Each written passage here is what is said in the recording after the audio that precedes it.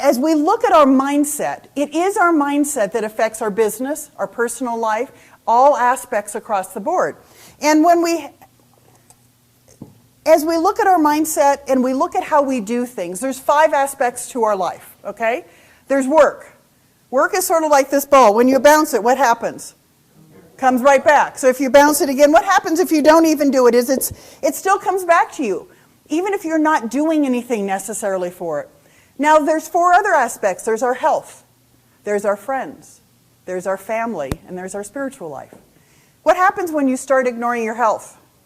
It doesn't bounce so well. It doesn't bounce so well. It doesn't come back so much. What happens when your friends call you and you say, oh, I got to work, I'm too busy. What happens when you tell them no the 3rd or 4th time? They stop calling. They stop calling. What happens to your spiritual life when you start ignoring it, or your family from there?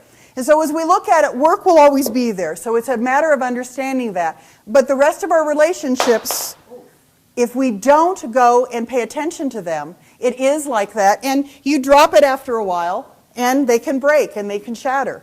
But that's understanding that in the business world, we have to have a balance in what we're doing. But I actually don't call it balance.